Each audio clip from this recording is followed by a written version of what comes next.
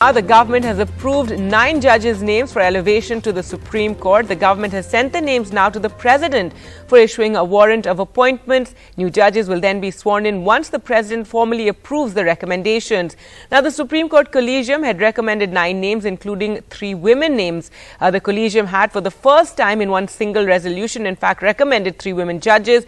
It had also sent a strong signal in favor of representation of women in the highest judiciary. And now this means that Justice B.V. Nagaratna, one of the women judges, is in line to become the first Chief Justice, first woman Chief Justice in India, creating history. Well, let's go across to Vaidya now for more. Vaidya, give us more details now. When can we expect the appointments to take place? See, once the Prime Minister approves the recommendations of the Collegium, then it's sent to the President. So now the Prime Minister approved yesterday. So it has been sent to the President. So once President approves, then what happens formally, this is called warrant of appointments in judicial terms. That will be sent to all, and of course medical report will be sought. So once it's done, so swearing in will take place in the Supreme Court. So all probably, I doubt whether it will take place tomorrow. So maybe Monday is a holiday, so Tuesday on 31st, most likely the swearing in of all the 9 judges will be taking place. Probably it's for the first time 9 judges who have been at a stretch approved by the government, and they would be appointed. Whereas so far in my career as around 30 years in Supreme Court, I have seen it for the first time.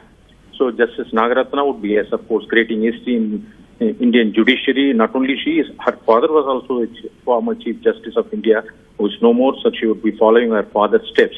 Interestingly, Gargi, what happens is Justice Chandrachud would be taking over within a 2-year span as Chief Justice of India. His father was also Chief Justice of India. So after Chandrachud, Nagaratna would be the second generation father and the son or daughter to be occupying the Chief Justice post. All right, Vaidya, and this would be in 2027 that Justice Nagaratna would be in line, and this is the first time the Supreme Court has, announced 3 women judges as well. Yeah, it's the first time actually 3 women judges have been recommended. So earlier also there were 3 women judges, Justice Bhanumati, Indira Banerjee, who is presently one of the judges of the Supreme Court, also Indu Malhotra. So both of them retired. Now only Supreme Court has only one woman judge, Justice Indira Banerjee. Now these 3 would be coming.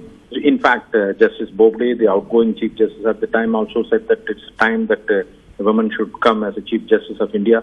And Justice N.V. Ramana, the present Chief Justice, also took initiative along with the other 4 members, Justice Lalit and Justice Chandrachud, Justice Kanvilkar and Justice L.N. Nageshwar. These are the members of the senior members of the college of 5 members. They took a decision. Finally, they said it's a time that a woman should occupy the top judicial post. So they recommended.